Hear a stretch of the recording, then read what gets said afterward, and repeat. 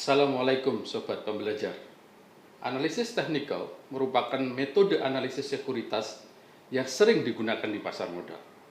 Apa itu analisis teknikal? Dan bagaimana pandangan syariah Islam terhadap metode analisis ini? Mari kita bahas dalam video berikut ini.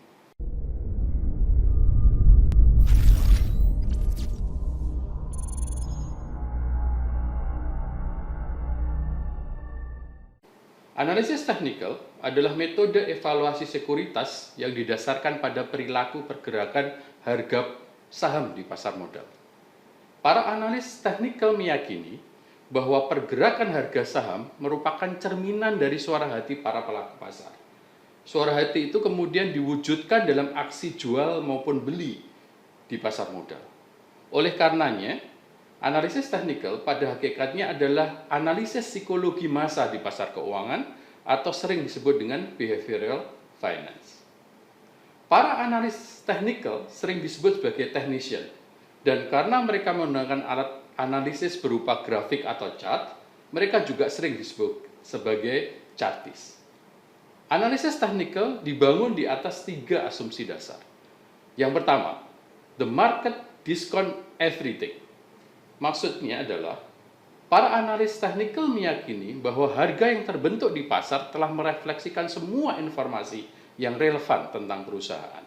Konsekuensinya, faktor fundamental perusahaan bisa dikesampingkan dan cukup hanya mempertimbangkan pergerakan harga sahamnya saja. Kedua, price move in trend.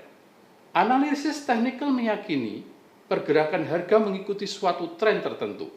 Jika sebuah tren terbentuk, maka harga masa depan cenderung mengikuti arah tren tersebut.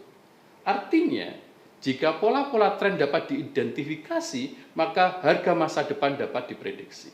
Asumsi yang ketiga adalah history tends to repeat itself.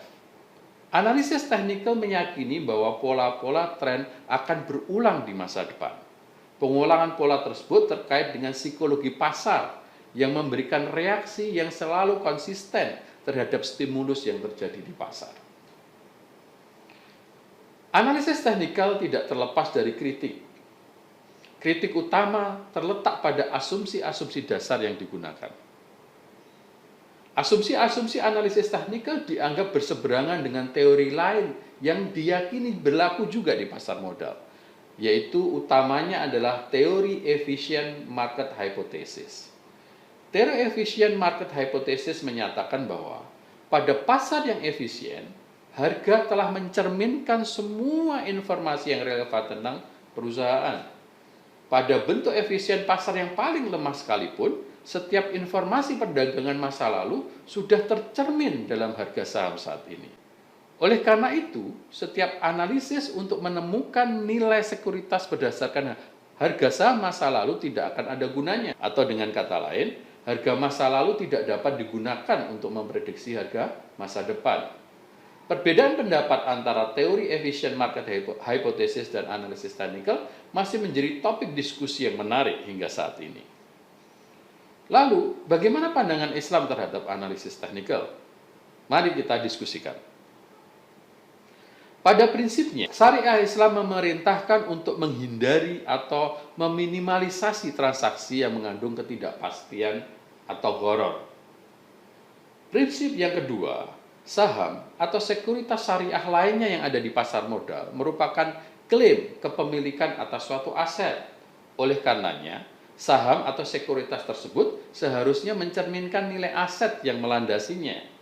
Prinsip ini sejalan dengan pendekatan analisis fundamental, namun terlalu disederhanakan oleh analisis teknikal yang menganggap bahwa harga sebagai cerminan sempurna dari nilai suatu aset.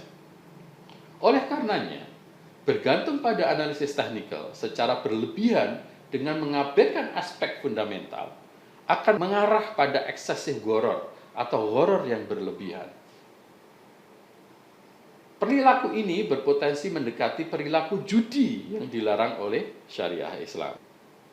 Lalu, apakah metode analisis teknikal sama sekali tidak boleh digunakan?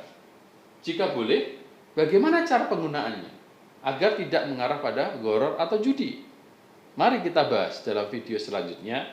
yang akan menjelaskan tentang perbedaan antara analisis teknikal dan analisis fundamental serta penggunaannya dalam investasi yang islami. Tetap stay tune di channel Islamic Finance bersama Sulitya. Jangan lupa untuk subscribe dan bunyikan lonceng untuk mengikuti video-video tentang belajar keuangan Islam selanjutnya. Assalamualaikum dan selamat berinvestasi.